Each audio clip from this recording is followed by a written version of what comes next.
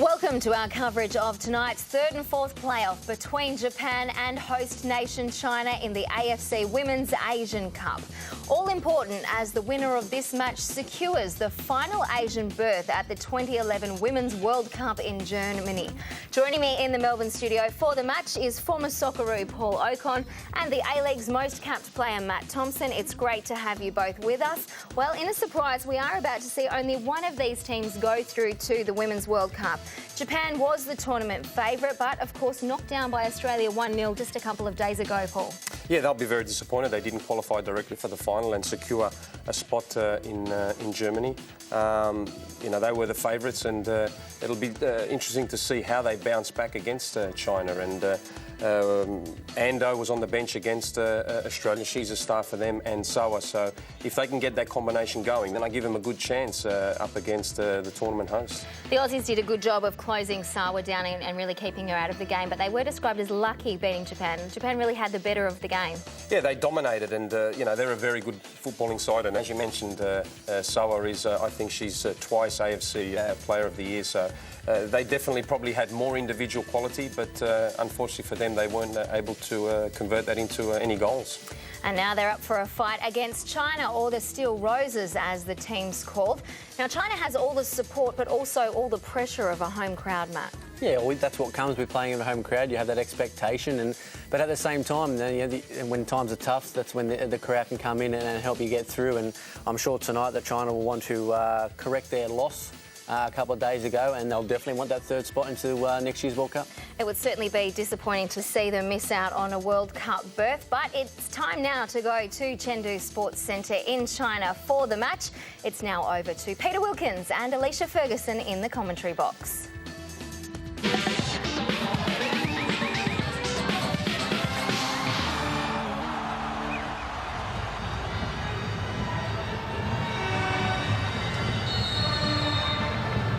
It's a match of massive importance for both these teams. Yes, it's the playoff for third place at the Asian Cup, and of course that constitutes 31 medals for the team and associated people, but more importantly, a place in the World Cup finals, and one cannot underestimate the importance of that as we see Japan onto the attack already, and China, the traditional colours, struggling to clear the ball. Now they do over halfway.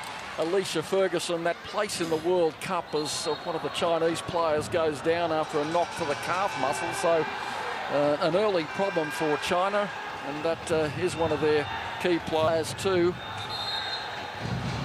in Zhu. Not something that you like to see. First minute of the match, someone going down with an injury and having to be stretchered off. Hopefully it's just a knock and she can get back on her feet and come back on, but like you said, Wilco, massive game for both of these teams, and it's hard to imagine that Japan or China wouldn't make a World Cup, but that is a possibility. Only one of the teams can go through.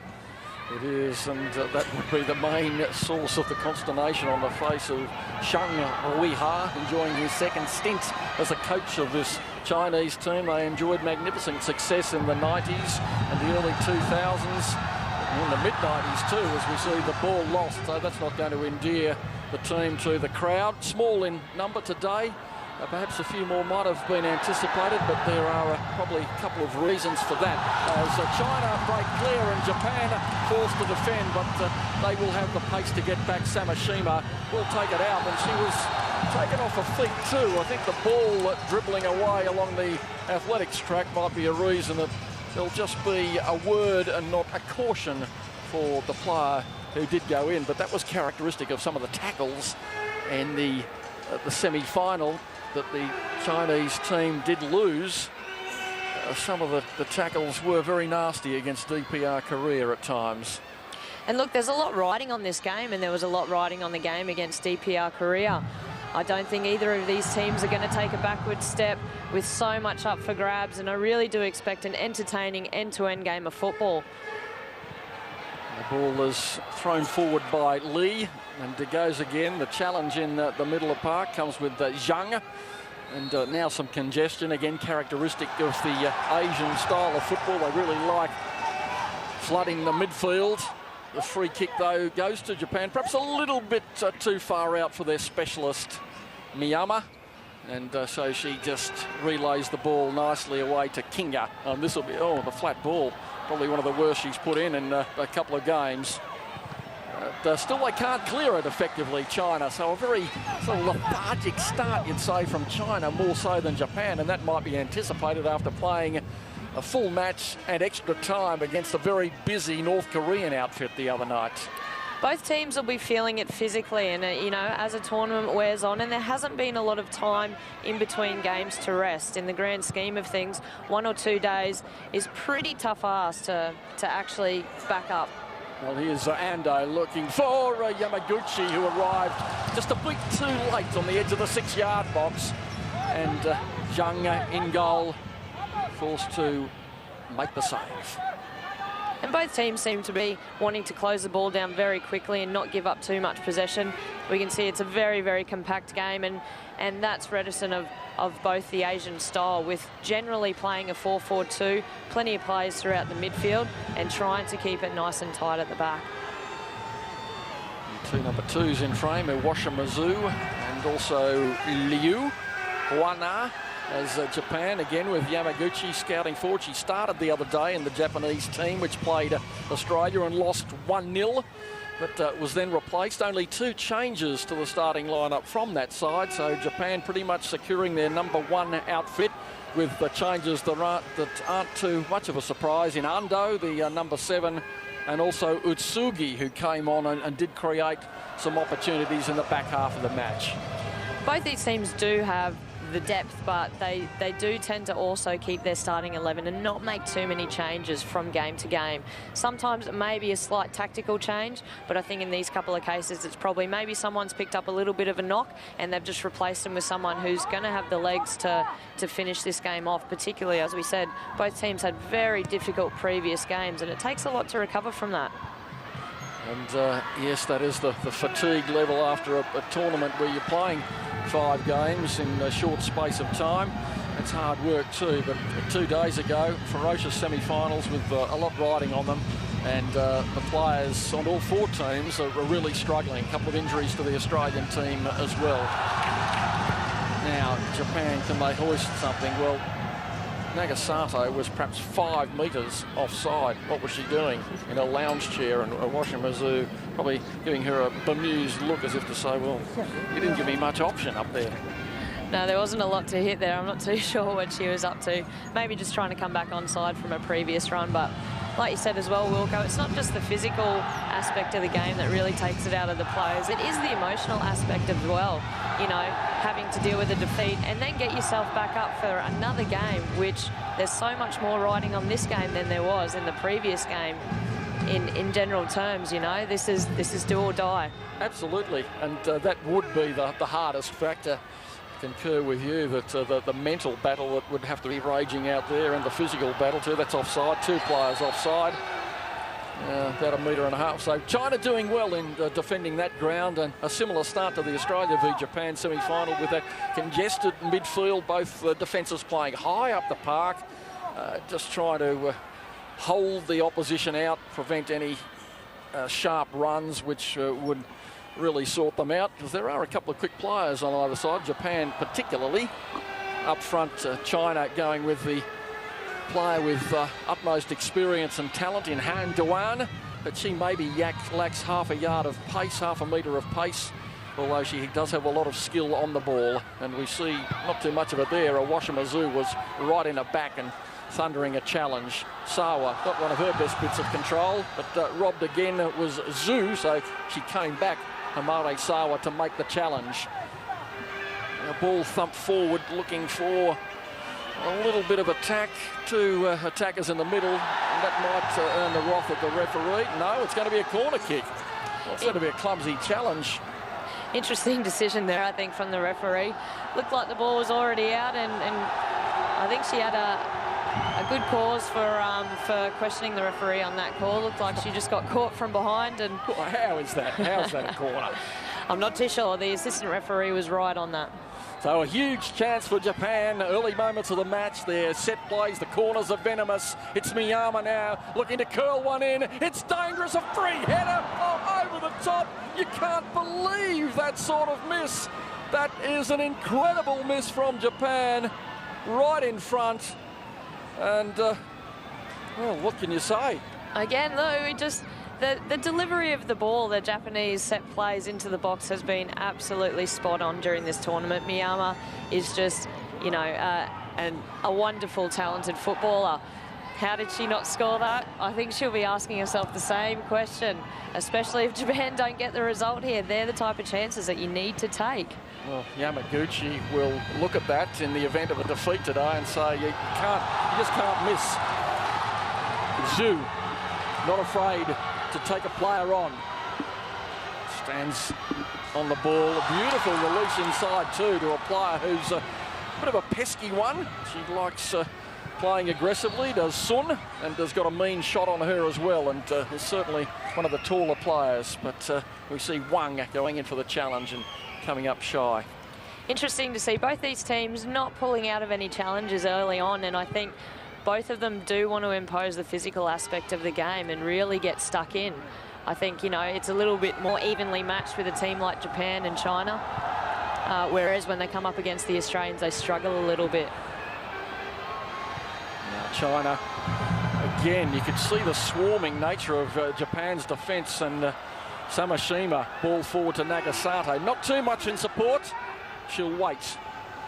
And the build-up comes again. But China with now 9 behind the ball. And that forces Japan's hand a little bit. They'll try and stretch it wide. Ando, and the overlapping run from Kinga. It's a good defence on that occasion from the number 14, Lee. Now Kinga with Yamaguchi allowed to run. And, probably should have done a little bit better on the control. Ball away for a goal kick. So both these teams working their way into the match. The floodlights are on in Chengdu. It's a very, very gloomy day, perhaps the gloomiest of the tournament so far, which is Murphy's Law. Quite often. Yeah, that's right. The visibility has been quite poor today, but it has kept the temperature down. There has been a little bit of rain. Both teams weren't allowed to warm up on the field, and we can see it starting to cut up a little bit as well. Miyama had a slight opening, but now Japan charge onto the ball, and there might be an opportunity to go all the way. It's just wide. Well, a sensational bit of play from Samashima coming from deep as she was rolling and striding out and really cooking, and she just kept on going here, Alicia. It was a great run into the box. She was very direct, went at the players. Very, very close. The defender needed to make the tackle. There was questions of maybe an own goal there, but Japan with the corner. And Japan in again, and this time Zhong comes out a little more confidently than before, and probably that'll be the modus operandi from now after that header that went over the bar a short time ago. Yeah, the marking in the box in that corner was a lot tighter from the Chinese. There were a lot more players around the 6-yard area, but Zhang it's one of her strengths. She is quite good in the air. She is quite tall. Not as good with the ball at her feet, can be a little bit, you know, questionable in that sense, but she is quite good in the air and took that comfortably.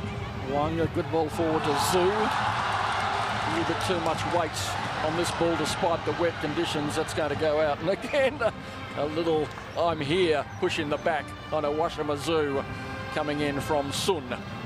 Again, what we'll see from both of these teams, because they both play quite a high line defensively, there is going to be a lot of space for the strikers to make those runs in behind. We look back to the Australian game where they were camped around our 18-yard box, and really we were able to keep them in front. But this is going to be a very different game. Both teams are going to be looking to attack. Japan going with the keeper, the least experienced keeper. The error in the game against Australia didn't cost her a position, so obviously going for height.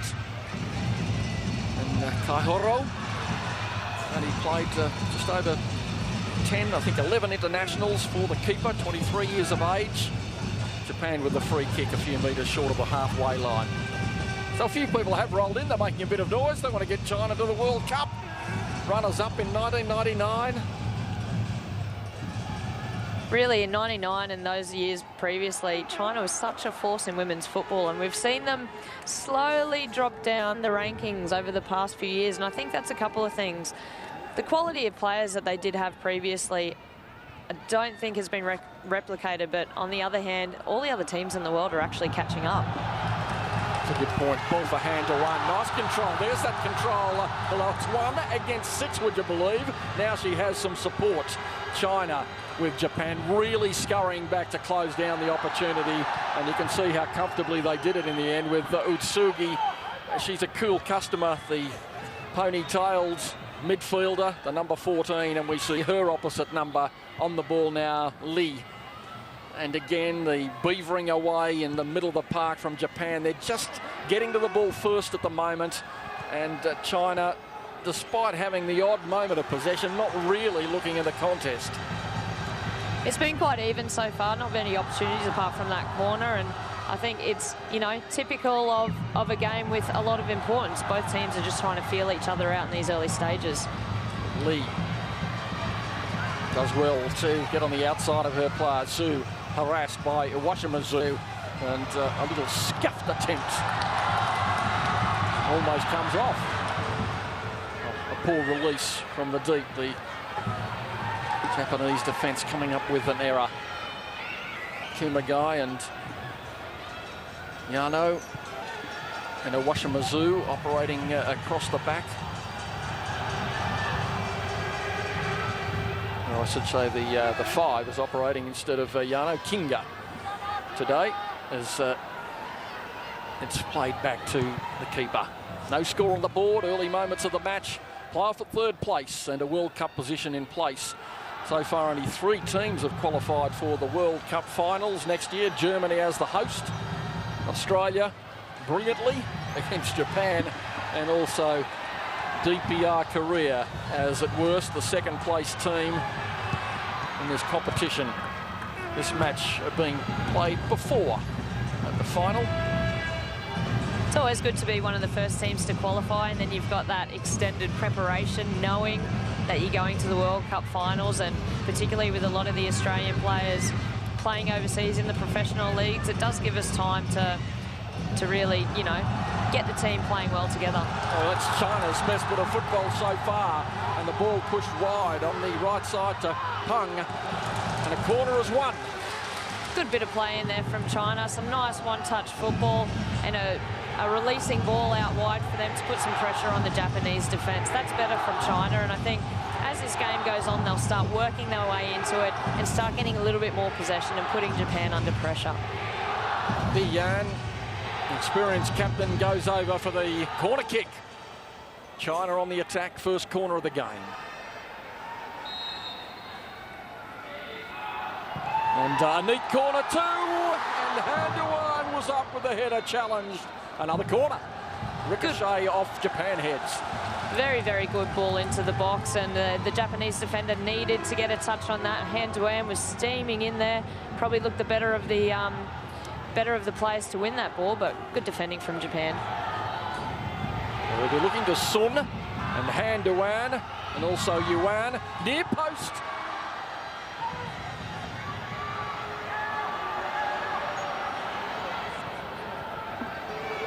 China 3-on-2 should have control. Loose pass, poor pass, and Japan a little bit of room. Nice pass to Nagasato from taken down. It was a careless ball. Kinga, in fact, Nagasato was lurking on the right. Kinga brought down, and did the yellow card go out? It did. It did. Look, I thought it was a foul that defender probably needed to commit, because if I think it was Nagasato had turned her there. No, sorry, it was Kinga. She was away basically on goal, and it was a good counter-attack from Japan. Most of the Chinese players were still in line with the Japanese backline, and there really was space for them to exploit it. So they're in a good position here, and if they can get something on it, I think I'll be very happy. Miyama takes a few extra strides. Scored 2 brilliant goals in the World Cup against England from the set play in 2007. Likened to David Beckham after that, and she is unrelenting. She can put in a ball, she can put it on a spot, she might just have a crack. She goes in, no, it's a floating header. Oh, and it's off the bar, not in. Strike, ricochets, and there's for the far post. There's a battle, it's in the back of the net. What's the referee going to rule? Goal! Goal! 1-0 to Japan in a scramble. We'll let you know who scored, but it could very much be Sawa, the veteran. She's got the big grin on her face in the end. And China had 3 bites at the cherry, and they dribbled each time. You can see how much this goal means to the Japanese. They know the importance of getting an early goal, and we see here, looked like it could have been nearly an own goal, actually. Bit of a scramble, plenty of Japanese bodies in and around there, and they've bumbled it over the line, and it's gone over. Well, who's going to claim it? I don't think that Ando got a touch on it in the end, did she? It might even have been an own goal. Looked like there could have been a little bit of a speculation of a bit of handball in there, and the Chinese defender was claiming it, but difficult for the linesman and the referee to see in a scramble like that. And I think, you know, the Japanese will be happy to take that one no matter how it went over the line. Well, Sawa was claiming it, the experienced Hamaro Sawa, who plays for the Washington Freedom, but she was about the 4th last person to touch it, I think. Yeah, almost an opportunity for Handoan. She was probably just as happy celebrating the goal, getting back and getting herself organised again. As I say, you know, early on, 18 minutes into this first half, important to get that advantage early on. And the Japanese have come up with a scrappy goal, but a goal nonetheless.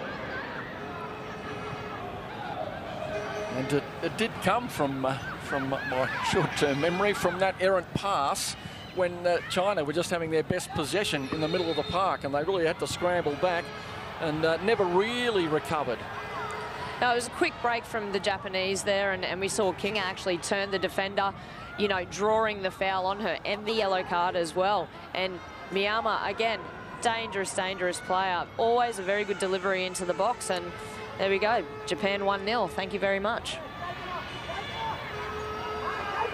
So the goal coming in around about the 17th minute of play. 17 minutes, 1-0. And maybe the number 7, Ando, will claim the goal. Take her tally up to 3 so far for the tournament. We can see the replay again. Oh, was that a handball? Well, that's, as I say, the Chinese defender was claiming it, but there was probably a little bit of a question of the Chinese goalkeeper nearly rugby tackling one of the Japanese players as well. But again, scramble in the box like that, very difficult to see what's going on. So I think it was a good decision by the referee. She let it play on and awarded the goal to Japan. Referee Hong Eun-ah. In fact, there is an Australian representation with the assistant referee Sarah May Yee officiating, which is great to see considering the injury to our referee in the tournament. Yeah, it was unfortunate to see Jackie, the Australian referee. She actually was doing the fitness test prior to the tournament, and I think she tore her plantar fascia, which runs underneath the arch of the foot. Very painful injury. China looking to break down the right once more time. The neat back heel, and the ball goes harmlessly away for, well, not so harmlessly, for a corner. And the chasing coming from Peng, and she is in the starting lineup. A change.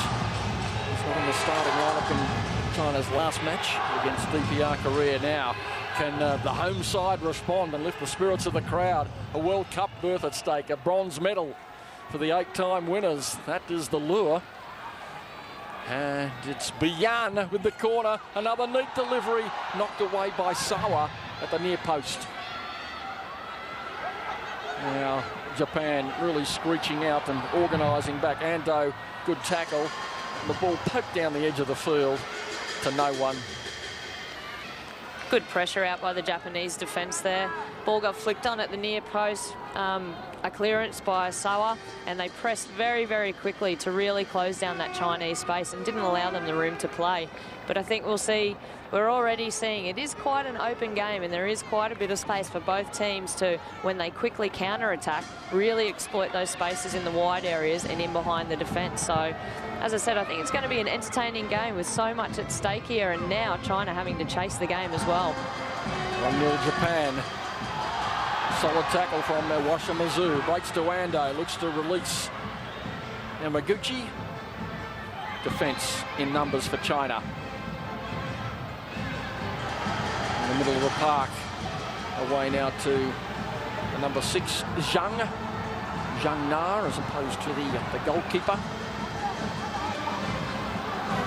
26 years of age. Japan with the ball once again. A number of youngsters in this Chinese team today. We've got Li, a 20-year-old. 21-year-old as well in Peng. And another 21-year-old in Wang. They constitute the future of Chinese football. Dangerous sort of pass back. Allowed to go all the way through to Zhang in goals for China. Keeper did well with that clearance, considering the pitch really has deteriorated over the time of this tournament. Unfortunately, with a little bit of rain today, it has cut up quite a bit right down the centre of the park, and particularly in the goal areas as well. And it'll be interesting to see if that plays a part in this game later on, or even in the game against the final match between North Korea and Australia. Now Kinga with her work, number 5, down the right edge of the field for Japan, wins a throw-in. China again a little bit scrappy defensively. Li Danyang, 20-year-old I mentioned, with some pressure on her. Kinga. Yamaguchi with a run. Nagasato is in the centre. Yamaguchi keeps on running and wins out. Good effort. Sawa. And this is what Japan do so well. Samashima neatly to Utsugi. And the ball over the top. And a bit of an opportunity for Japan. Miyama stands on it. Poor pass. Not one of Miyama's better passes there, but we can just see the effectiveness of Japan. You know, they've had a throw-in on the right-hand side here. Their ability to get the ball down and switch it quickly and really exploit the space in wide areas. You know, it's one of their big strengths, and I think we'll see a lot of that today. China again stringing a couple of passes together, doing well, and it goes not quite through.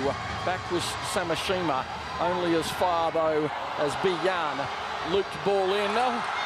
Zhu couldn't control it. If she had, it might have just lobbed at the feet for a chance of a shot. Now Japan with only a couple forward, and all of a sudden China looking inventive, or the more inventive of the two sides. Oh, and Duran hacked down. That's not going to go down favourably with the referee. Obviously, Iwashima. Plenty of strong challenges in this match, we can see already, and just had a little bit of a kick at her shins coming in from behind. Good to see that the referee wasn't quick to maybe bring out a yellow card in that circumstance and just award the free kick and let the players get on with it. Biyan stands over the ball. Around 150 internationals for her country. You can see the referee just pulling a few players out to have a bit of a chat with them. There's plenty of wrestling going on at all these set plays, and you know, the defence don't want to give any inches away, and the attackers are trying to get away from those defenders, so they've got to be careful in here not to give anything away. Ball in for Biyan, and Dewan looks to knock it on. Kinga away into open country. And the central defence is Wang. Good ball forward, picking up Peng. And a neat challenge coming in from Yamaguchi. And that's a fine ball downfield. The run came early. Samashima is going to have plenty of time to cover it, but China pressing a little bit higher in attack, and so not making life all that easy for Japan, with Kumagai, the tall central defensive figure, on the ball. Yamashima alongside her.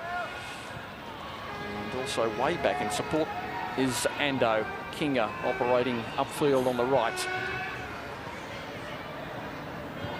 So Yano, the missing link in defence from the previous game. Zhu. Poor ball forward coming from Peng, looking for Handawan. Harmlessly all the way through to keeper Kaihoro, Ayumi Kaihoro.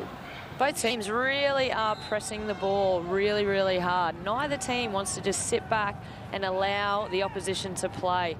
We can see there when the Japanese took a little bit of time to start playing the ball around at the back, as soon as it went into midfield, there was someone right up on Sawa's behind, basically, to close that ball down and try and win it back in those areas. And we can just see one of the players down here again. Is that Zhu Yuan again? Zhu. I think it could be the number 8. Yeah, picked up a knock again. She looks like she's in a little bit of trouble here. They're holding the right calf this time. I think it was Well, possibly the other leg last time, but it might well be the same leg. No, she had a knock on her left leg last time. It looks like she's holding either a knee or an ankle at the moment, but I mean, holding it up in that position is probably a good sign, but hopefully she's not done anything too sinister and she can play a part in the rest of this game. They've been very quick, the stretcher attendants. 8 required under the competition rules, and forward they just bustle out for any player with a cramp or a minor knock. They are straight out. It's as though they've been on training drills for a few years. That's right. I mean, their job is really to ensure that there's not too much time wasted with injuries. You know, if someone has gone down, get straight on there, get them on the stretcher, and then straight back off again. So they definitely earn their keep from game to game. Norio Sasaki, the Japanese coach, should be well pleased with the work. Japan, 4-time runners-up in this tournament. Very disappointed not to be playing for the main prize, but they can take a very valuable consolation prize today. It's a team which has been unbeaten for nearly 2 years, stretching back to a defeat in the Olympics in Beijing by Germany, and a couple of draws only in that space of time too. Chile and Germany took points off them across various competitions, one in a friendly, one in another 4-nation tournament. But they've really put it all before them this year, only to come up in front of the brick wall of the Australian defence in the semi-final.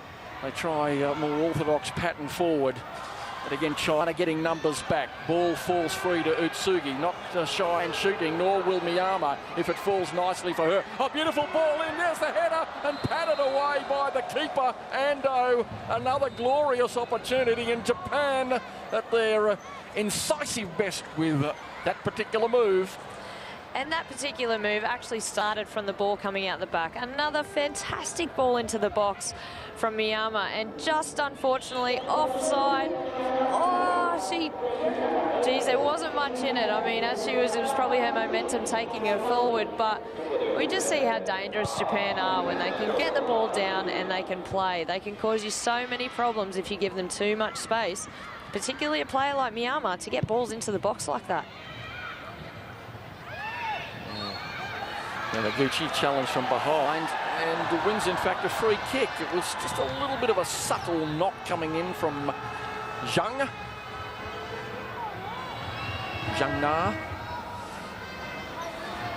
We can see China has made that substitution with Zhu Yuan having to go off, succumbing to that injury, which is never a nice thing to see as a former player and even a spectator, you know. She looks in a fair bit of bother there. Other chance for a Japanese goal with Miyama. Pinpoint accurate so far. Another dangerous ball, and there's the header. Oh, and it came off the arm in the end from Kinga, or it could even have been Samashima. Again, another dangerous ball into the box, and with 3 or 4 Japanese players streaming onto that ball, I think the Chinese will be happy to see the ball go into the goalkeeper Zhang's hands in that case. Well, up providing a bit of height, Kumagai. So they're just nightmares for the Chinese defence. Japan battling again hard around the ball in the centre of the park. Utsugi wins it nicely, the pass not matching the effort. But she wins a free kick nonetheless. Again, the Japanese are really starting to pick up their game. They're working themselves into this game more and more, getting more and more possession and putting the Chinese under pressure. And we see, again, just drawing that foul, and Miyama with another chance to put a ball into the box. And Miyama does it nicely again. Utsugi up, and is it going to fall? There's a shot that goes harmlessly from Samashima all the way across the face of goal. Again, Samashima, she really does, as a left back, you know, patrols that whole left side. She gets up and back and has shots on goal like that. She's probably a little bit disappointed she didn't get that on target. But again, so dangerous when you've got your fullbacks overlapping past your midfielders and creating 2v1s down the flanks to actually then get balls into the box. Shot of the injured Zhu, the number 8, one of the vital players, averaging a goal every 3 games for her country, and creative midfielder. They go into the attack again through Sun, in tight to Bian, Nick Run. And a neat turn too. Ando on the ball. And the movement comes to a grinding halt with a very, very poor cross wide on the right.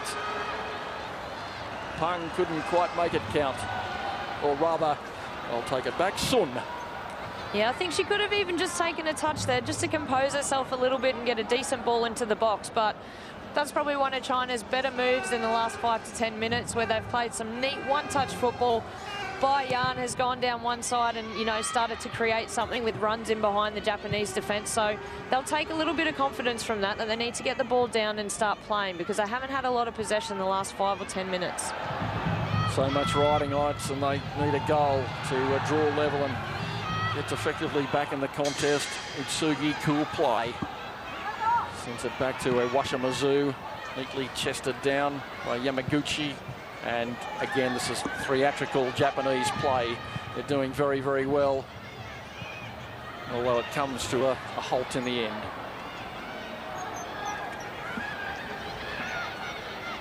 China defending grimly in the shape of Lee. Free kick one, pushing the back, and unhappy. Again, if we just see the replay of this, the Chinese defender has the ball at her feet, is protecting the ball. That is not a free kick against China, I'm afraid. That is a terrible decision, very poor decision. And again, giving the Japanese an opportunity to get a ball into the box. Well, it's the dangerous Miyama once again. It's target practice for her. Nagasato is there. So to Washimazu, Sawa, Kumagai, Ando. And she's going to throw it in to see who she can find. And she throws the ball in to the near post, unable to be kept in play by Nagasato. You can see Miyama there just trying something a little bit different for the run of Nagasato into the near post. Just trying to catch the Chinese defence out, and possibly even the goalkeeper if she can get a touch on it and help it on into the net. But again, just back to that decision, you know, I think that's one thing that could be improved in international football. Maybe just letting the play continue on a little bit. It is a contact sport, and I think that there's just a few too many times where, you know, just let the players play, you know, let them have a knock at each other, because that's what you enjoy as a player. It's a popular favourite of yours, isn't it, Alicia? It's your soapbox, I think, isn't it? It is, I must admit, and I've had a few discussions with referees about this who then try and convince me to become a referee, but once a player, always a player, I think. It comes under the banner of feel for the game, doesn't it? Yeah, I think so. And look, there's no doubt that, you know, and another reason why I never consider it, because it's an extremely hard job to do. Trying to make decisions in real time when you're on the ground and there's so much happening isn't an easy job, but there are other times where I just think there could be a few areas improved. In Japan, the ball bouncing off the field. It's had quite a number of matches on it, and it is struggling to make it the distance. It probably was pretty handy that it didn't manage to rain a little bit today to soften it up a fraction, so that is a bonus. Some early moisture, but you can see on some of the closer shots there, it's getting chopped up. It looks like a driving range in golfing terms. And I saw a couple of the players also opting for screw-in studs, and that's just an indication that, you know, just a little bit of water on this pitch has made it a little bit slippery, and no one wants to, you know, have the ball at the back in defence and then slip over and give the attacking team an opportunity. But the field has deteriorated quite a bit over the past couple of days, unfortunately. A little bit of a hustle required from Wang. Not a comfortable release from the back by China. And Dewan has to hold it up and wait. Yan makes a very good run. Tries a sensuous back heel as well. That was neat stuff.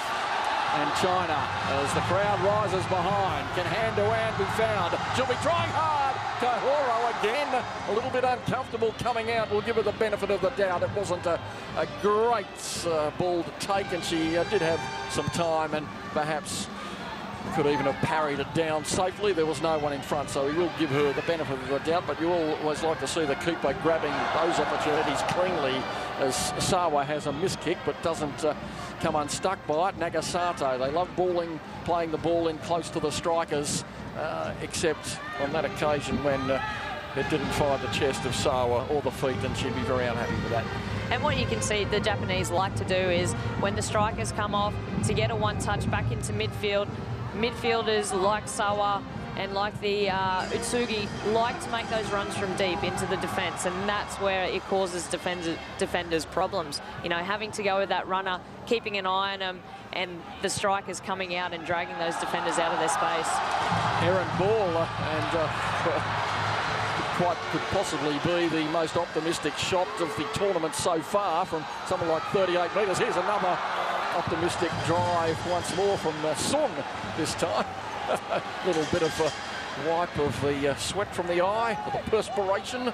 I think that's probably just a little bit of frustration coming out with the Chinese players. You know, there are times in games where you're not having too many opportunities and you don't feel like too many things are going right, so you might try a bit of a speculator and see what comes out of it. But, you know, they haven't done too much to trouble this Japanese goalkeeper so far. Should have been the class of David Beckham-esque, I'd say.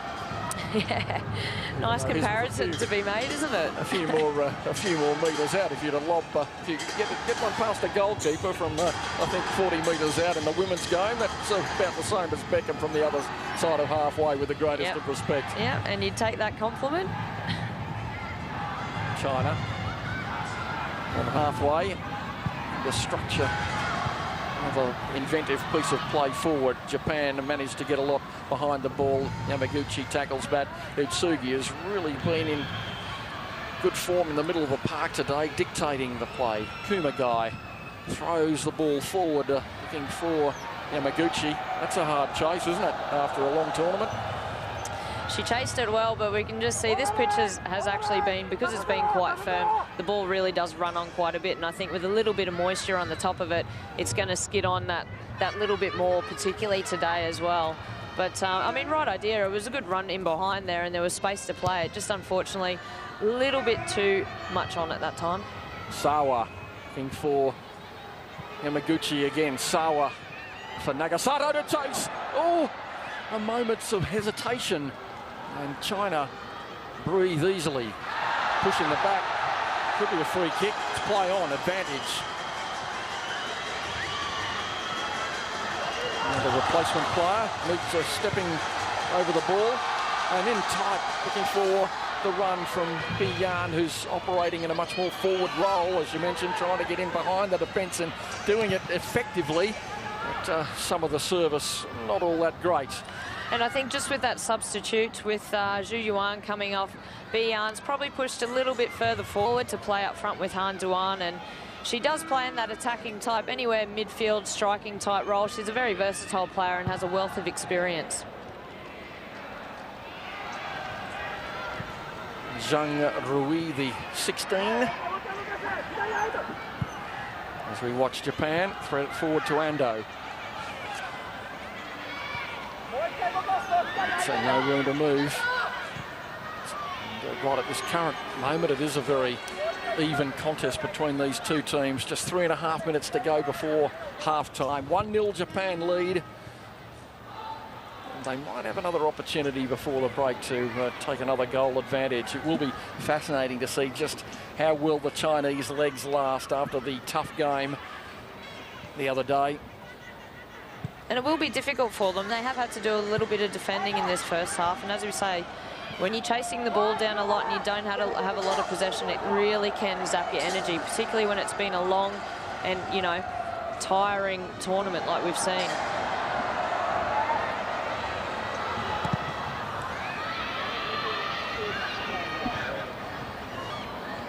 Oh, that's a terrible bit of defence. Nagasato's away. A poor cross to finish it off. Yamaguchi was in the centre.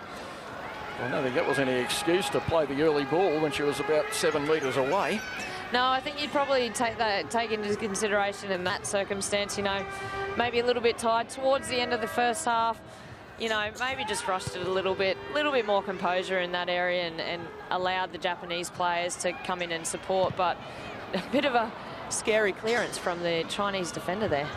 Amare Sawa, vastly experienced campaign, looking for the reception, the unique angles played down the left channel for Japan, and then in total contrast, just a loose high ball that finds no one. The last few minutes of the first half here, the Japanese can take the 1-0 lead into this, get themselves organised again, because it's really all up to the Chinese to go and chase this game. The Japanese at the moment, I think, are looking quite comfortable, and they'd be quite happy that the Chinese haven't really had too many opportunities to attack or have shots on goal. Ando charging hard. Ball released to Zhang Rui. He has some skill, turns it inside into a slightly worn patch, and control just eluding both sides. And once again, a contested midfield. Again, the Japanese doing so well. It's still closing down the ball. As soon as the Chinese players get the ball at their feet, there's 2 or 3 players around and putting pressure on them. Sawa scuffs it off the outside of the boot to Miyama, looking for the return again. Bian with not a best control, but she'll take it. She'll probably say on reflection it was a dummy. Here's Han Duan. Nicely inside, tackling back Japan in numbers, and again, ball caught, and Sawa the release.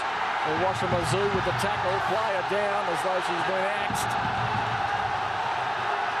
It was an awkward challenge there. I think Bayan should be okay. She just like she got caught on the way through here. Yeah, just probably looked a lot worse. Oh, it's a triple. It's a quadruple. She goes for the quadruple. I'll give her an 8.5 for that one, I think. I think she'll be right once a bit of that magic water again, and I'm sure she'll be back on the park. Yes, it's that slight pausation just before the injury or the hit takes effect that right. is the clue. Watch again, hang on. It was a 50-50 challenge there, you know, the Japanese player won the ball as well, so just a bit of an awkward one for Bayan there. Just a bit of a knock on the boot by the looks of it. And there's the magic water. I don't know, I didn't find water very good in boots. This one's the magic spray, it's a different one, see? Yeah, but that one's the boot spray, so... Well, either. It's a foreign substance in your boot. Yeah, that's right. Gone are the days of the magic sponge, hey?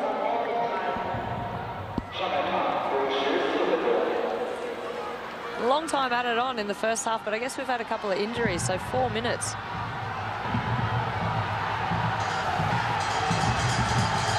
The crowd probably in the vicinity of 5,000. Not massive. The biggest crowd from memory for the tournament was China's first or second encounter in the tournament. They've had 2 solid crowds, one against Australia, and it was Korea Republic. That was the game that attracted perhaps 10,000 people, and the 0-0 draw was not the result. That was really the end of Korea Republic after that game. Yeah, that game took a lot out of the Korea Republic, but it was a great start to the tournament for them to get that result against China. Just unfortunately, they weren't able to kick on. Well, now an opportunity ball, not quite with the right amount of weight. Idea okay, but it's about a 85%er, 70, or maybe less, maybe a 70%er from Sawa with such a difficult ball, trying to get your player to run onto it with the byline rapidly approaching. And both teams crying out for half-time. Nagasato and Yamaguchi pressuring up front. Throw into China. Well, they'd love a goal. Kinga came on against Australia and selected in the starting lineup today. Onto the ball, Utsugi, and release a little bit out in front of Ando, and stretchy calves for Ando. It's easy to say that I'm not too sure where a goal would come from for the Chinese at this point in time. They haven't created a lot of opportunities, but then again, I think we were saying that about the Australians in the last game, and they popped a goal up from nowhere. So just shows you how quickly the game can change, and you don't necessarily need all the possession or be the better team playing, you know, the better quality of football to get a result. Stand over from Peng. Back to Wang. And Zhang. Sounds poetic. Yeah, China can't breach the Japanese midfield. They're squeezing high in the park. And ball over the edge once more. So we've got about another minute and a half left of time added on in the first half. Japan with a scrappy goal in the end, but courtesy of a fine cross from Aya Miyama, one of the marquee players in this Japanese team. She really has been the standout for the Japanese team. I mean, they've got such a depth of talent in the team at the moment, but for me, with her technical ability and her tactical now, she's been able to change up her positions, you know, kick left and right foot, a delivery at set plays. She really has been the informed player in this Japanese team. China just looking to get it out of their own zone. And we've only got 2 on 4 over halfway, now 3. What can they structure? We'll go for the long ball again. I think this is what you were mentioning, Alicia, that sort of lack of finesse, lack of ideas in going forward, and now they might give up an opportunity. The chase comes in hard from Nagasato, and the throw-in is 1. So Japan with a last hurrah. Perhaps they might really not have time. The whistle's got to go. It is half-time in the playoff for 3rd and 4th at the Asian Cup for 2010. And Aya Miyama, the star of proceedings with the set plays, and she forced the goal in the 17th minute. Japan leading China, the prize, a place in the World Cup. That's right, and neither of these teams will want to give anything up in this second half, and China really do need to chase the game. A goal down, and where is it going to come from? They need to change it up a little bit and start really pressuring the Japanese defence. Half-time at the Chengdu Sports Centre. Japan 1, China 0.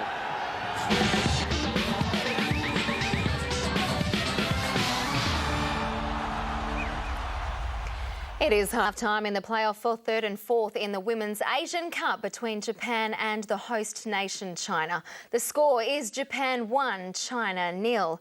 Matt, what have you made from the game so far? Well, definitely the Japanese are definitely dominating possession, and it's unfortunate enough, I guess, that they're probably only up 1-0. They probably deserve to be a couple more, so I think China might consider themselves a bit lucky to be only down 1-0.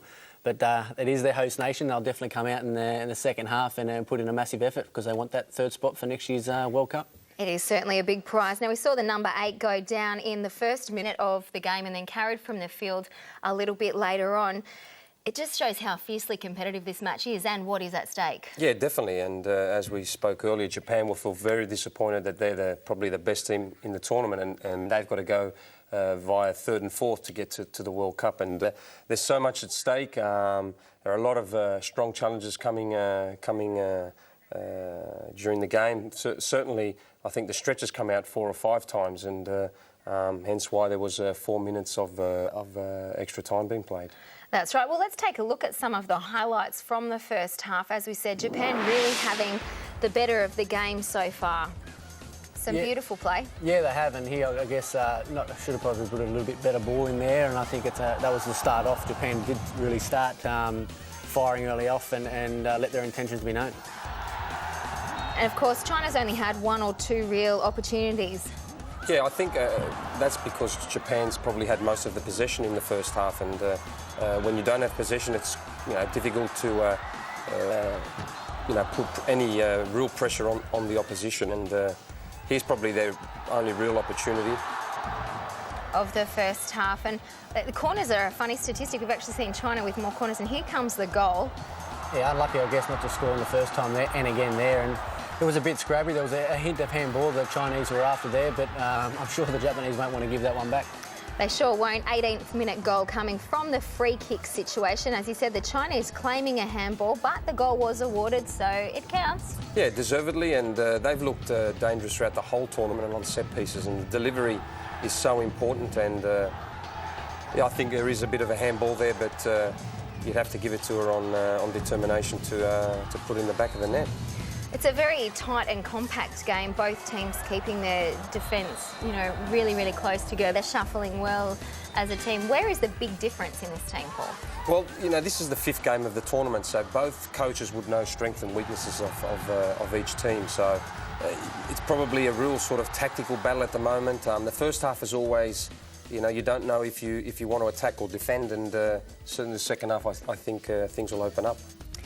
It's obviously a hard game for China too. They've just come out of a really tough semi-final against DPR Korea, in which they went to extra time and then lost.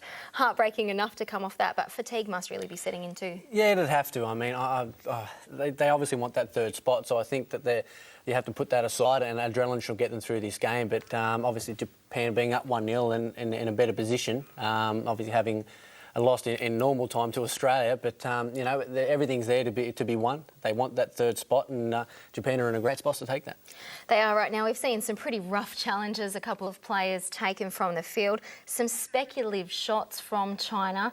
What do the Chinese team need to do in this half to stop Japan, to close down Sawa? She's obviously the playmaker in the centre of the field. Yeah, look, they've got 45 minutes to try and book a spot in next year's World Cup. They'll have the support of the home crowd in the second half. They just really have to go for it. There's nothing much they really need to do to sort of change it. Just continue playing the way they're playing. I don't think they're playing that bad. They probably need to just have a little bit more possession so they can put some pressure on Japan. And you mentioned Sawa. You know, if you let her have too much of the ball, she's going to be able to pick people out. And of course, we've seen her do that on a number of occasions in the first half. You have to feel sorry for Japan a little bit. They came into this tournament ranked number 1. They had some big wins early on in the tournament against Myanmar and Thailand. Obviously lost to DPR Korea. Beat DPR Korea 2-1. So you'd think that going into this second half, they would be the stronger team. So the second half is coming your way shortly from Chengdu Sports Centre in China. It's time now to go to Peter Wilkins and Alicia Ferguson.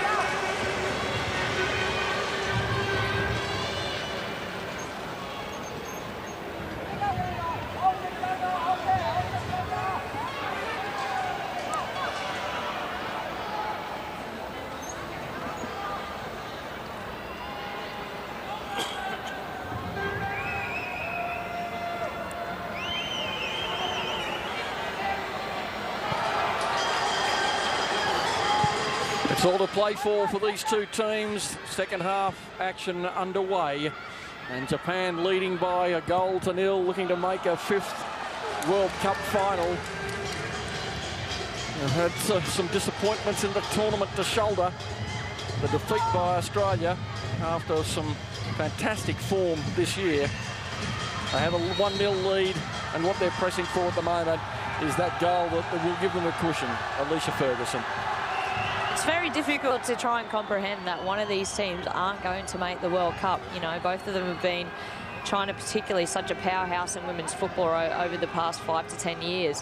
But this is just an indication of the depth of the game and the women's game, and teams improving and really making it difficult for these top teams to qualify for these big events. And I think we've heard some of the Australians say, you know, qualifying for a World Cup under these circumstances in Asia means a lot more to us these days.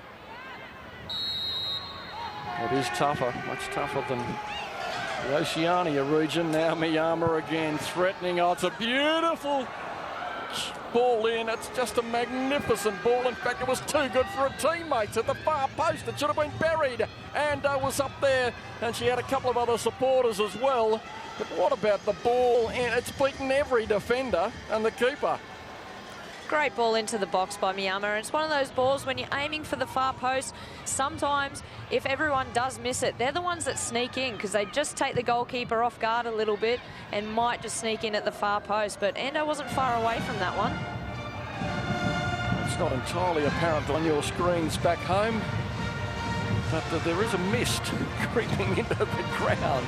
Looks like Scotland, Japan on the attack. Flat ball in, a little lethargic. The shot at the near post from Yamaguchi.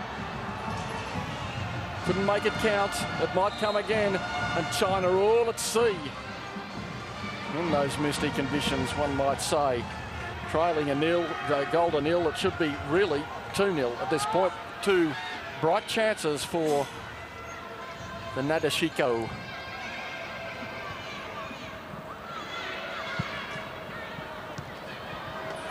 Sawa does well to elude her supremo opposite. And Ando.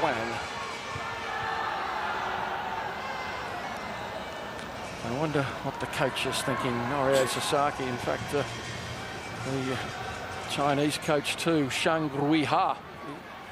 He was shuffled back into the side after they had 8 coaches since 2002. He came in the front end of last year. They didn't quite get it right, China, in the coaching department. He was in a stint before that. But, so obviously it wasn't going according to plan, and he's come back for a second stint, but he'd be facing some introspection if he can't get the home side into the World Cup, or the home side from the Asian Cup into the World Cup in Germany. I think that's a good indication of maybe some of the issues that China have had in continuing to improve their players and staying at the top of women's football. We can just see a high boot race here by Han Duan. When you do have a coach in, year out, you know, you do get used to the way that they work. The team feels settled. Now here's Zhang. Nice for Han Duan. Oh, she'd love a shot. Lays it back now to Sun. It's a scuffy attempt. Sun, unfortunately, she's not having probably one of her best games, I don't think. She had that bit of a speculator shot in the first half, and again, just scuffed her shot there. Probably would have been better taking that ball on and maybe getting across into the box. So I think she'll be disappointed with that. But as I was saying before, just before the Chinese broke forward, when you're changing coaches so often, it's very difficult for the team to feel settled and get into their own style of play and into a rhythm. And I think that's maybe one thing that is contributing to the China not quite being as strong as they have been previously in women's football. Well, the hooks come out straight away. She'll have a bad feeling. As Lu enters the playing arena. Yeah, it's never nice to be substituted to begin with, but when you know you haven't had a great game and you're being substituted exactly for that reason, then it's an even worse feeling. Hung skating forward, chopped off the ball by Sawa. Now, what can China conjure up from this free kick? This is really a moment for them. They haven't had too many opportunities from the set players. Hung goes rolling. And it's going to be Bian, the experienced captain of the Steel Roses. She knows the moment. She looks at the ball, does some meditating. And now looks for Han Duan for a near post run, perhaps.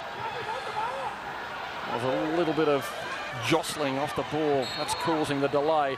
Now she moves in. There's Han Duan. Oh, she's made the run. The ball a little bit too high. Yeah, it was, you can see again, just Bayan aiming for that near post area, hoping that Han Duan could use a little bit of her height and maybe get a flick on and catch the Japanese goalkeeper out. Well, now problems at the other end. Kinga waits a little bit too long. Is she going to pay the penalty? Comes again. Oh, just thrown off the ball.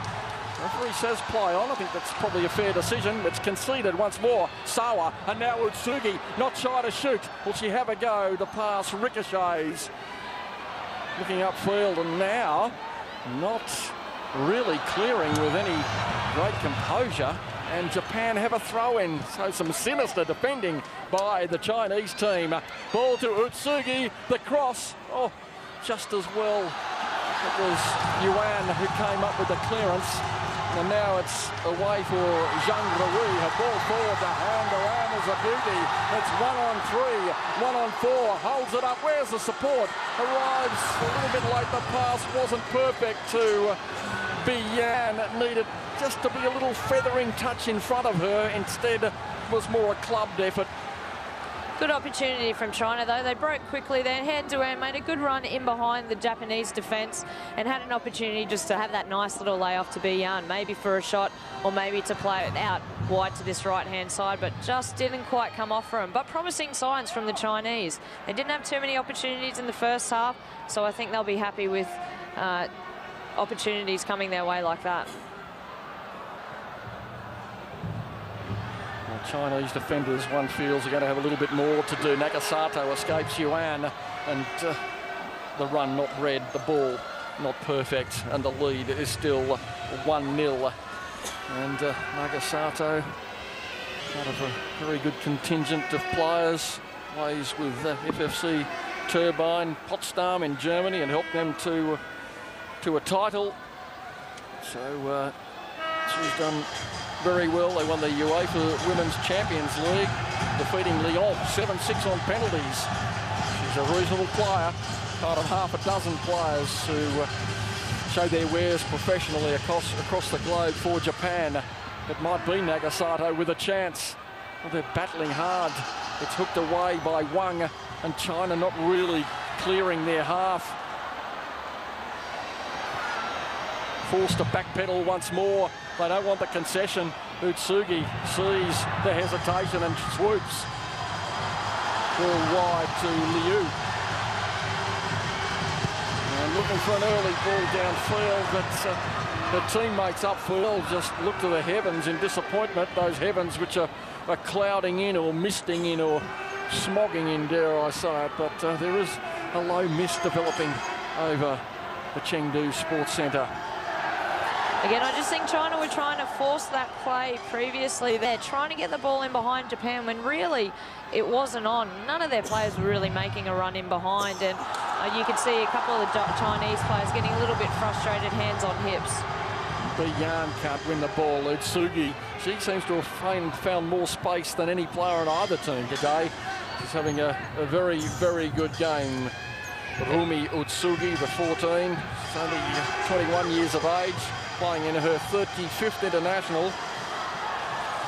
Her work rate has been exceptional today. She's been back defending, she's been pressing on, she's been making run forward, and she's probably been the best player on the Japanese team for me. I've cheated her a few. She's playing in the 38th international. Ball from Bian, again can't find her great peer in the number 9 Guernsey. Disappointing. And Kaihoro given a chance against Australia and coming up with a sort of a fumbling effort. Playing in her 12th international. She conceded 4 goals in those 12, but the last one the most vital. Oh, header missed.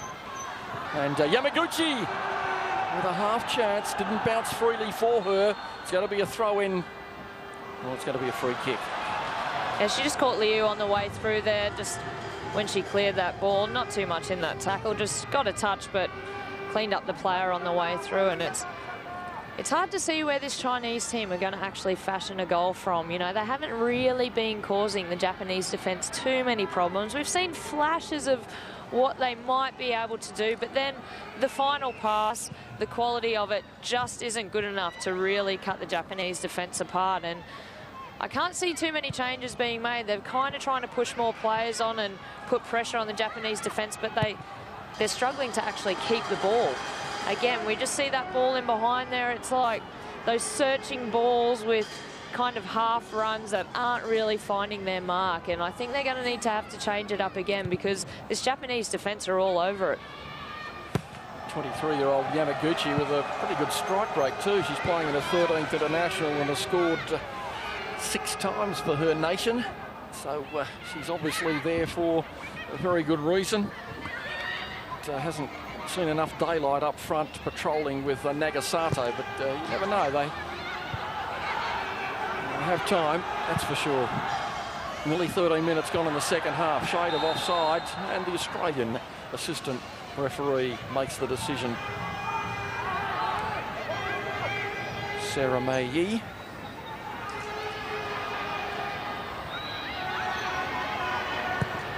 Pumped forward it is by Yuan. Oh, here's Ando. The first touch, again eluding a difficult ball to control, really coming with pace from deep.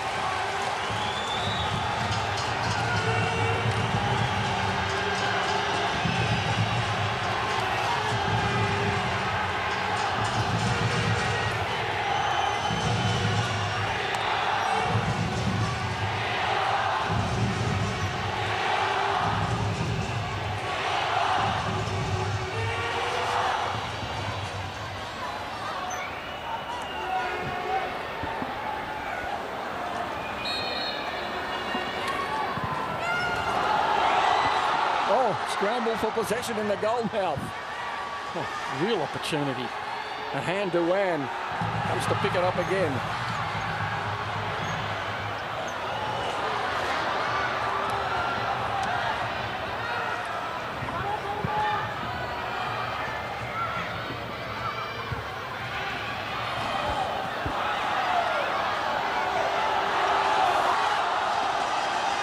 Now, trying to go again.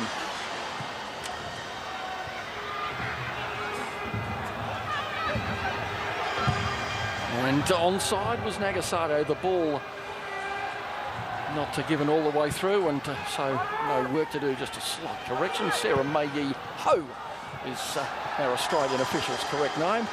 I'll probably get that right for you, Sarah. Doing a fine job officiating in this Asian Cup in the absence of our injured referee. Now Japan again burrowing deep through Sawa. And the goal kick will be the result after some good defensive pressure from Lee Danyang. The Japanese team definitely look the little fresher of both teams out here. The Chinese, they're starting to look a little bit fatigued and tired, and I must admit, and maybe it's more about staring down the barrel of what could be if they do lose this game and how they're going to break down this Japanese. But look at the pressure on the ball from the Japanese players. They just continue to close down the ball. They've got 4 or 5 players right in there already, and they've won the ball back. Oh, Japan sort of pushed off the ball. The free kick has to go, and it'll be another chance. She scurries quickly for it. I don't know what her set play count is for the tournament. I'd say to be fairly high from Miyama. There it was, the shrugging sort of push from Ms. Zhang Rui.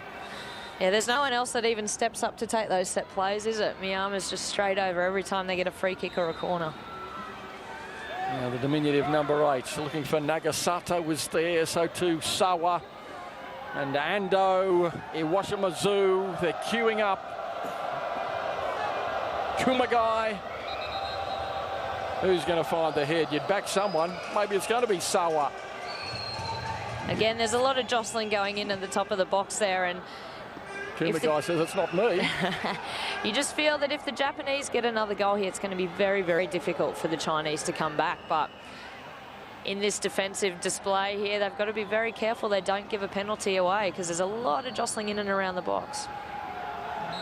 Free kick Japan, 16 minutes into the second half. Near post ball again. It's nodded into the back of the net, and it is Sawa. She has got it.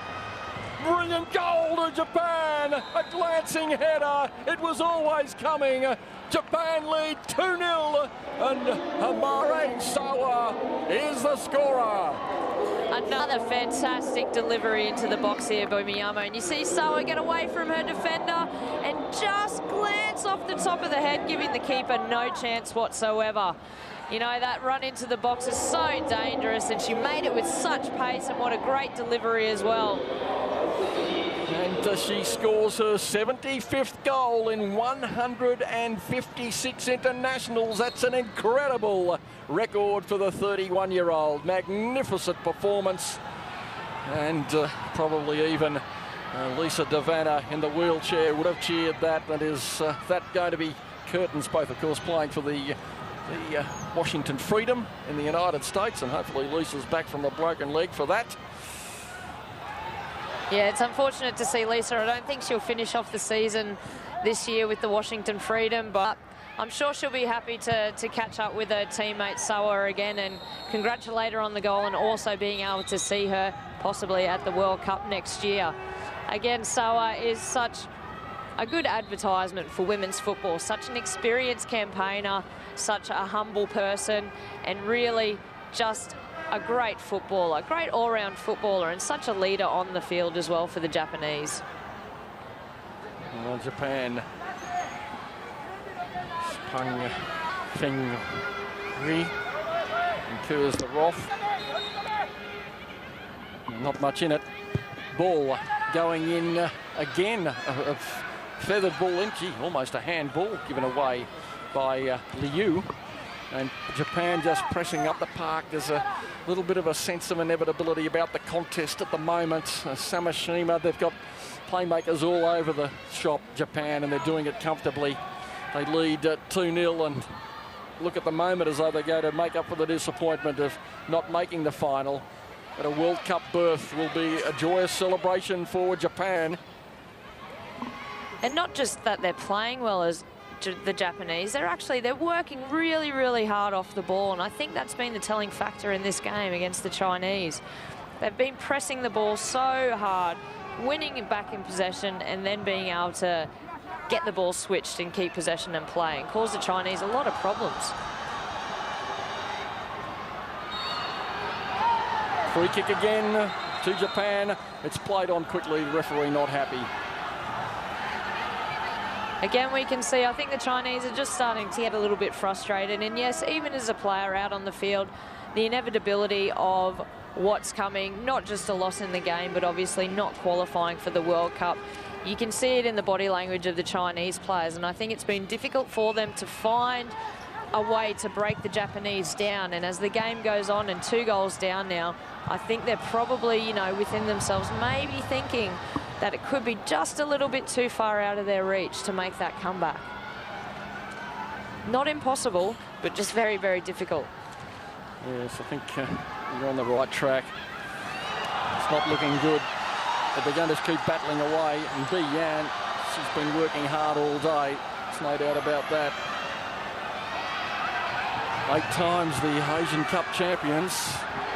But it's not only even going to be a bronze medal today, so it seems, for Japan, for China, I should say, Japan with the glory at this stage. Although 2-0, can't give it away. 20 minutes, so we've got 25 and a bit to go. Japan authoritatively. Sawa, the scurrying run on the right edge of the field. And China managing to hold the fort in deep, at least for that particular moment. Neat ball in. Etsugi challenging hard. And they're tussling enormously well, Japan. Trying to close down the release. Neat skills going forward from Handuan. And brought down. Not the sweetest of tackles from Utsugi.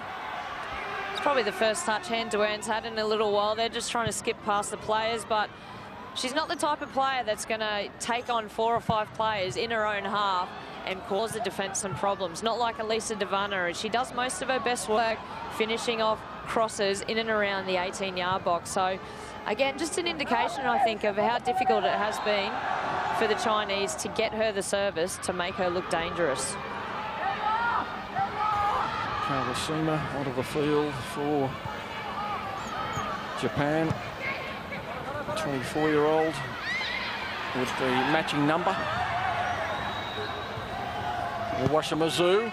Onside is Nagasato. Challenging, goes in one-on-one. Offside from Sarah Ho.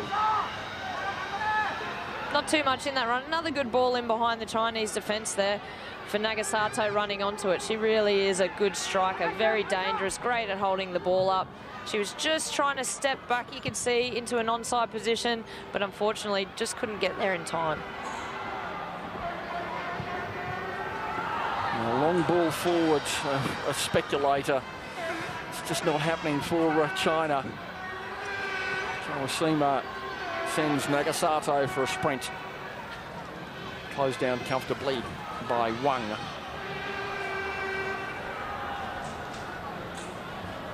I think they're running out of options, the Chinese. They're getting a little bit frustrated. They're not able to keep too much possession. They really have been camped back in their half for this second half. And they're finding it difficult to get out and then keep possession when they're going forward. And the Japanese just keep coming at them in numbers. Now it's Samashima inside to Miyama. Beats 1, 2. Iwashimazu. Right to Kinga. Kawashima. Kawashima, nice skills. Once, twice. Beautiful footwork. Goes again. I bet the 6th touch was too heavy. And up until then, beautiful work. Nodded down by Japan. They come again. Oh, look at that pirouette and skill. And the ball lobbed in with a little bit too much weight from Miyama. But the full bag of tricks now being unravelled by this Japanese team. See another Chinese player going down. They've been unlucky with a few injuries in this game today. Obviously having that one in the first half that probably took its toll on them. You only get 3 substitutes in this tournament, which really, when it comes down to injuries and fatigue at the end of a tournament, it's really not that many players that you've got the ability to change and bring on some fresh legs, particularly when you get an injury early in the half.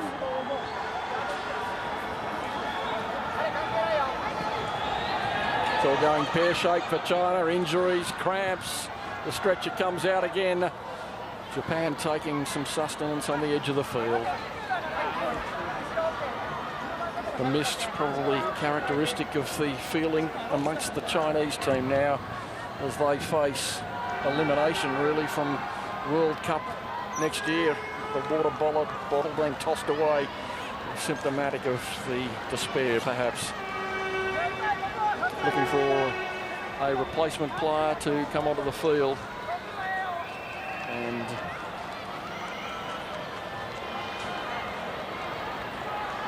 China sort of going through the motions.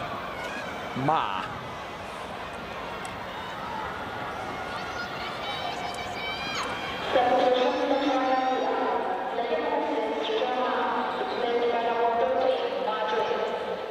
Interesting to see the Chinese not necessarily in a great hurry to try and speed up the game and get themselves back into this contest. It really does seem like they've, you know, it's an inevitable outcome and they don't really have too many ideas of how they can bring this back, and just like to see a little bit more fight. In situations like this, they're 2 goals down. It's about doing the simple things, just trying to get the ball, win it back, and then build some momentum.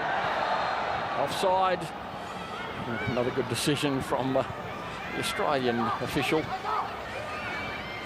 And Nagasato caught out. Clearly offside by probably 1.5 meters. And the flag up. Nagasato's so clever at always sitting on the defender's shoulders, always playing that really high line, trying to stay exactly onside. You know, she gets caught offside a little bit, but when those type of runs come off, very difficult for the defenders to turn and then recover and chase her down. Neat touch inside. Well done, Samashima. Ball scooped on by Kumagai. Nagasato might get the released ball here. She does. It's going to fall for her. Is it? She's there. Big chance for Nagasato. Lays it back. Oh, spread wide by Yamaguchi. What a miss. It was there. And the smile on the face was one of some frustration, I would think. That hid the pain, the smile. Look at this for a miss. Off the outside of the boot, sort of just bobbled up. Yeah, it did. I was going to say, I think the field came into play a little bit there. Just bobbled up as she was trying to get her foot onto it. And unfortunately, the ball went wide. But dangerous signs again for the Chinese defence there. 2-0, Japan over China. And time ticking, it's evaporating, and Japan doing the tackling well. Aya Miyama, pretty good strike rate too for an operating midfielder. I'd like to see her assist count, that's pretty good, but 82 internationals, 22 goals so far. Can she close down the tournament with one? That would probably be poignant, I think, and deserve it should she manage to fire one in. Definitely deserve it. Maybe a free kick around the box, or look, I would even put money on her scoring straight from a corner, to be honest. I mean, she's just got that ability to really swing the ball in and make it difficult for the keeper to get onto. Again, a battle. Handuan watching, waiting. Oh, that's a clear and uncomfortable challenge, and the yellow card should come out for a challenge like that on Miyama. It was unnecessary. Yeah, Miyama's able to laugh that off, you know. 2-0 up, you tend not to field challenges as much like that, particularly when you know what the outcome's going to be. But again, I think just a little bit of frustration from the Chinese defenders there. They're starting to do a few more little petulant fouls, just, you know, trying to take that frustration out on the Japanese players, because it has been a difficult game for them and they haven't had a lot of possession. Samashima finds the chest of Yamaguchi. Probably still thinking about the miss in the sense. Some frustration. More of it's with China. Bian chased by Yamaguchi. Sends it wide. Away to Lee. Handuan with a good run, one of the better ones in the second half. Is it going to come to North? They win a corner. Corner kick to China. Iwashimazu, a name that sort of rolls off the tongue. Hopefully we've got the pronunciation exactly right, but she has been a workhorse, Asuza Iwashimazu. But now a chance for China to pull one back and get back in the contest.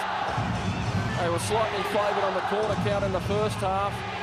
Can they find the back of the net, China here? Bian. Dangerous corner. The header flicked off Kumagai's scalp and will be pumped downfield away for a throw-in. Is that a chance they have to take?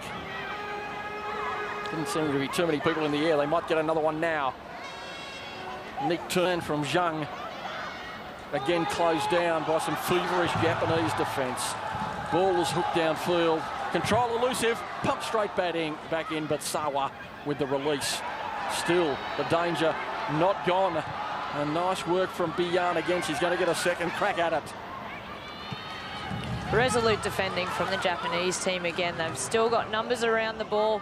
They've got everyone bar their striker, Nagasato, behind the ball, not giving the Chinese any space whatsoever to play in and making it very, very difficult for them. Oh, neat turn again from Zhang, fires in the near post shot. Easy pickings. Now straight onto the attack once more. But that will go harmlessly all the way downfield. The score 2-0. Japan over China, third and fourth place playoff. If you've just joined the coverage in the wee hours. Nice ball forward and a beautiful touch on, and Kawashima with a chance, stops, holds it up, looks, prevaricates, sends it back. Kinga rockets the ball over the crossbar. I think she'll be disappointed there. She didn't quite take that shot on a little bit quicker. I mean, she's made a great run, good bit of play, little 1-2 touches in behind, and then getting the ball out wide there. I really think she could have just taken that touch on and had a strike across goal, but made the decision. Maybe she thought that the Chinese defender was a little bit too close, but I really would have liked to have seen her just have a strike on goal there. Naomi Kawasumi. Here's Utsugi. Oh, the ball rolls beautifully for her. And the neat cut back too. And there's going to be another chance for Kawasumi and Yamaguchi with a way wide shot.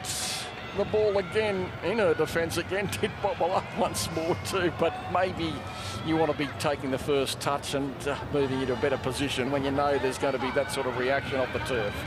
That's right, but then even taking a first touch might not necessarily guarantee you that it's not going to bobble up around your neck again. I mean, and it's really starting to tell in this pitch. It's really starting to cut up, and that's going to be a big factor in the next game, I think, between Australia and DPR Korea. It's going to be difficult for them to get the ball down and play. Even when these players are just rolling the ball into their teammates, it's bobbling up in and around their shin. Let's have a look at the timepiece. 12.5 minutes to go. Japan they're in cruise mode, Japan, since the early goal in the 17th minute. Kumagai throws the ball forward. Will it bounce clear? Miyama, again, good skill. And Yamaguchi does well, beats two. Did she get the ball away? Dives, slides at the feet of Ma. Away it goes to Zhang. And Bian taken off the ball. Play on it is. Nice bit of play from China. It's been a rare treat. But who's back? But Utsugi, who challenges brilliantly in the middle of the park and wins the ball once again. Now Sawa with time to move. Utsugi's made that long sustained run in space. Promising build-up from Japan, looking for three to close the deal. Utsugi just, she doesn't even look tired. She's been making so runs in behind, in front, in behind, defending. She's just been going all game, and she doesn't even look like she's starting to get tired now. She really has been a standout player for Japan. And Dewan, the laid-off pass. Liu forward. Again, it's a very good ball forward. Now rolling on as Liu. Numbers beat her. Wins a throw. One feels that if China are to have any remote chance in this game, they must score right now. Liu. Well, the runs aren't forthcoming. Now a little bit of busyness, somewhat belatedly. Still numbers back for Japan. And the Nadeshiko ladies, named after the pink-tinged flower representing perfection in Japanese women, are doing it perfectly, and she's at the centre of it, Miyama. They certainly are. They've just looked a better team today. They've really come out here with a purpose. They've had a lot of the possession, and they've looked dangerous in attack and very resolute in defence. And the Chinese haven't been able to break them down. Well, China doesn't fall for Ma. And 10 players within 5 or 6 metres. It's just going to be hooked downfield by Kumagai. Well kept in, was it? Yes. And now danger. The early ball was a careless ball, and one of the few errors coming from Utsugi today. I think that's just an indication of when you're playing quite well as well, you know, things like that do go your way. The Japanese kept it in again, were able to play it back, and just unfortunately the ball had a little bit too much on it in behind. But they're still, whenever they're winning back possession, there's 3 or 4 of their players still willing to make runs forward from deep-lying midfield positions, and you just can't see China coming back from this deficit, unfortunately. They haven't even looked like they've had too many opportunities to score or cause Japan too many problems. Ball thrown in. Kawasumi. Kinga pumps the ball in that will be easily headed away. But again, the busyness in the middle of the field almost falls. Sawa eludes her. But possession is what China want, and it's going to be with Japan. Sawa just takes the time. Kawasumi to Kinga. Inside to Sawa, like shelling peas at the moment. Nagasato, beautiful ball. Oh, this could well have goal written on the end of it if they can hold possession. But China, to their credit, still getting numbers back. They haven't thrown it in. They need a goal desperately. They're at the wrong end. That's right, and Japan just keep coming at them. And sometimes in games like this, when you're a couple of goals down, and I'm sure some of the Chinese will be thinking that Japan seem to have about 15 players on the field, not 11, because just wherever you turn, wherever you go, there's a Japanese player closing you down or winning the ball back. And I think the Chinese will be feeling a little bit like that at the moment. Yamaguchi, she's had 2 real attempts at goal in the second half and sees the throw. She'd love to have another one to put in the cupboard. She could have really made a tally look oh so impressive. 1 in goal every 2 games. That's good, despite a junior level of internationals. That's a great statistic to have for any player. Yeah, no matter what level you're at, if you've got a 50% scoring ratio, you're not doing too bad. Very good platform to build on for the future, I think. Yamaguchi appeals, but she gets no interest from the officials on the other side of the field. She's been signed with the Atlanta Beat, Yamaguchi, in the Women's League, the US Women's League.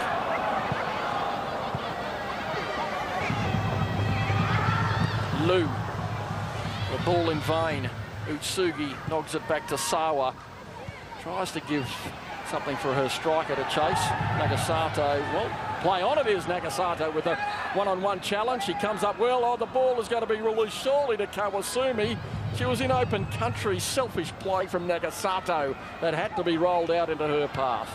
I'm surprised Nagasato didn't see it just to roll it out to the right-hand side, but maybe she didn't hear the call or didn't quite see her or thought she could take on the other couple of Chinese defenders and get a strike on goal herself. But, I mean, she won it back well from the Chinese defender in the first place and then went on a very tidy little run there.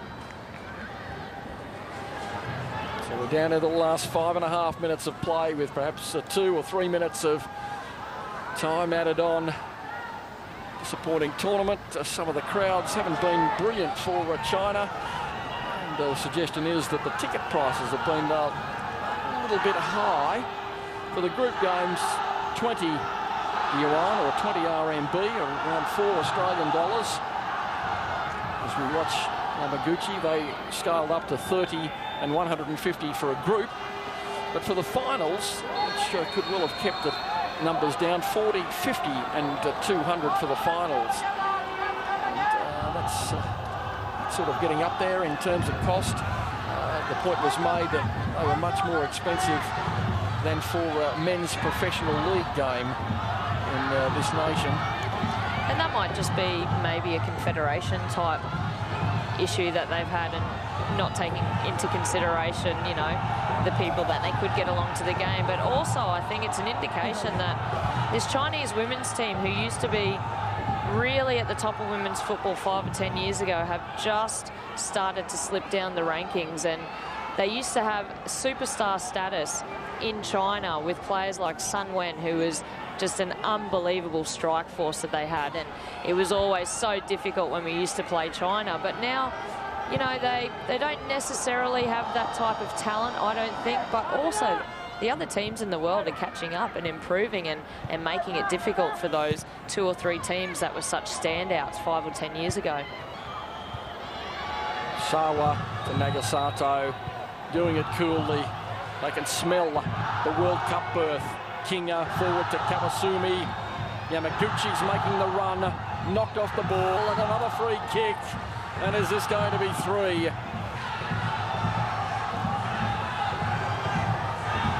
They're just really struggling with everything at the moment, the Chinese, you know, giving away free kicks. And we see Japan have actually taken a quick one here. And that was a rare move too. Yeah, I think they're just probably trying to run down the clock a little bit, playing that into the corner, as we can see here. Yamaguchi losing out in the end. Well, perhaps all that's on offer is personal goal-scoring records, perhaps for the tournament as well. Sawa taking the lead with 3 goals. And they've shared it pretty much around. Well, they've got so many players that are actually dangerous on those set pieces. For a team that don't necessarily have the stature of maybe someone like Australia, they're so effective in those situations. And I believe half of that's probably from the exceptional delivery that they get from Miyama. Ball coming in from Lu. There's a strike. And it's going to be headed or off the head into the keeper's hands. And in truth, she hasn't had too much to do today. Ayumi Kaihori, the number 12. Good kick down over halfway. And the crowd willing China to produce something in the final 3 minutes. That'd need to be one of the greatest comebacks, and we haven't seen any evidence that it's going to occur. China in the throes of elimination from World Cup duty in Germany next year, June, July. Japan on the cusp. It would be reward for, well, you can't say the best team in the tournament, but one of the best teams in the tournament, certainly. They've definitely been the form team coming into this tournament, and I think been playing the best and most attractive football. Well, it has to come now. Hand to hand! Sprays it over the top. And that really was the last chance. That had to go in to give themselves any scaring of opportunity to pull a draw in extra time out of the wreck. She had it sitting up for her right on the edge of the area. And for a player who scored more than 160 goals for a country, you'd probably like a little better effort. Yeah, I would have liked to have seen it. Maybe it was just a difficult angle. Try and hit that with the inside of her foot and maybe try and curl it far post. She just struggled. She hit the ball with the outside of her foot, and unfortunately that was no chance of going in whatsoever. China, the crowd's piped up belatedly when it's all over. And the neat ball in. No one on the end of it. And rolled out, and now Japan will just go into cruise mode again as they rattle down the park. China, for once, seem to have players everywhere, but Japan put the cue in the rack, maybe. Kawasumi, neat ball inside, a beautiful skills from Nagasato. Has time to look up. She's got Sawa there. Sawa takes it on. Miyama rolls on the outside. Nagasato's back in the centre. Can she find it? Well, the ball's held up. She takes it into the corner, and wins the corner. And here's the moment, perhaps, when she can score a goal. Clever play from the Japanese there. They broke well. Nagasato just keeping possession and switching the ball. And Miyama just being clever, just taking her time with the ball in the corner and then winning her team a corner as well. Well, to show the state of the game, no Japanese player up on the edge of the 6-yard box. They're just winding down the clock. It's like slow torture for China in the end game. They can't get the ball, and they're 100 metres away from the right end. Biyan still working feverishly for a side. Utsugi has been a great presence and would tussle for player of the match honours. Coming up to that time when the board's going to come up and say 3 or 4 minutes to go, one feels well robbed. Pump downfield from Liu. Ma doing well. Han Duan doing better. Han Duan, has he got one? Couldn't find the opening. Well blocked it was by Samashima. It was Utsugi, I should say. Now's the ball into the near post and headed finally away. And Miyama hooks it into open territory and says, go get it. Again, desperation defending from the Japanese there. They've been so resolute in defence and had so many numbers around the ball, making it very difficult for the Chinese attackers. Han Duan maybe looked like she could have had a strike on goal, but again, the desperation of the Japanese defence just got there and blocked her shot.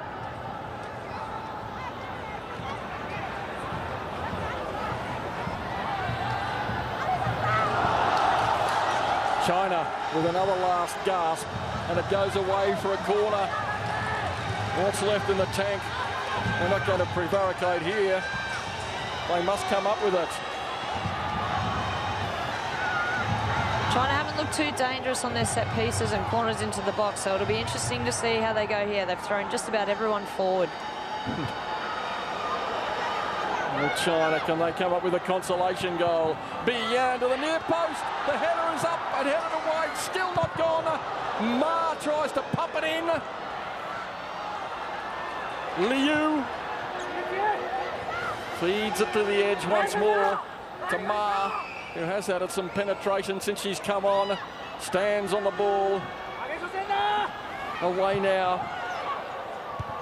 Pang delivers the ball in. Nagasato rolls out, and Japan have just about secured the prize. Kawasumi, Nagasato hugs onside. She needed a teammate to beat one player. Oh, nice skill from Sawa, a measure of her pedigree. But China still battling hard to the end, and so full credit to the players for their commitment. They have just chased and harassed and haven't left these Chinese players alone. And I think they've got just reward for the effort and also their playing ability, not just in this game, but also in the tournament. With only a couple of minutes on the clock. Pumped in by Liu and away by Utsugi. Nagasato to Yamaguchi, holds it up. Miyama calls for it and looking for the runner downfield. It's a one-on-one. She hasn't given this up, Nagasato. Firm header back. And the player does well. And Lee Ma.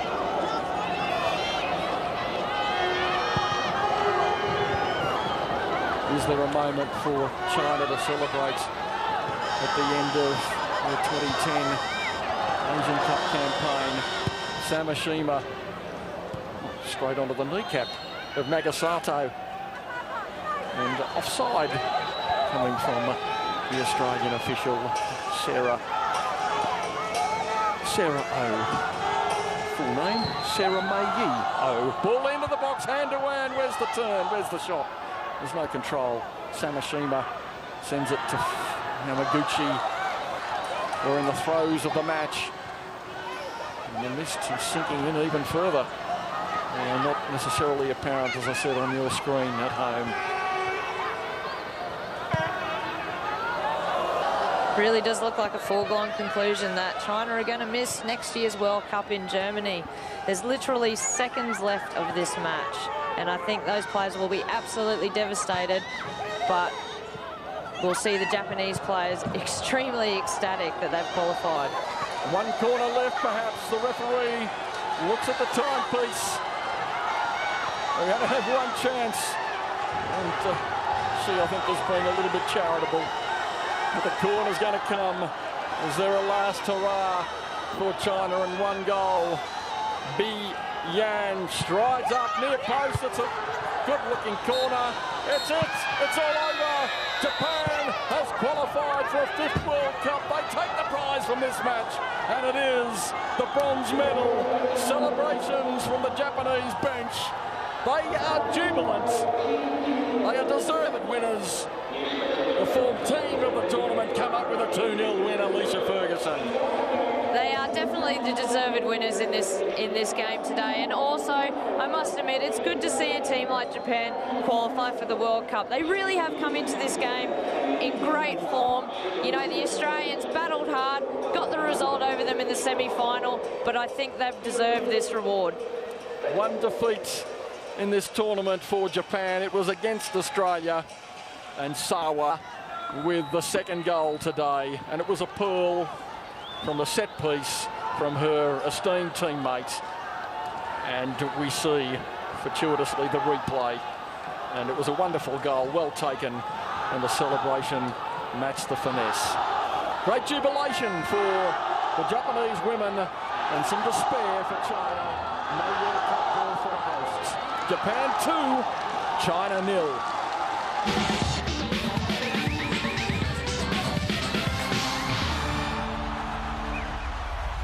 And there it is, full time in the playoff for 3rd and 4th in this 2010 AFC Women's Asian Cup. We saw Japan defeat China 2-0 in an impressive technical display. The win means Japan now progresses to next year's Women's World Cup in Germany alongside Australia and DPR Korea. Well, that wraps up our telecast of the Asian Cup. We hope you've enjoyed our coverage over the past 2 weeks. A big thank you to all of our studio guests, but especially to Matt and Paul for joining us tonight. We hope to see you the next time the Matildas take to the international stage, but for now, it's goodbye.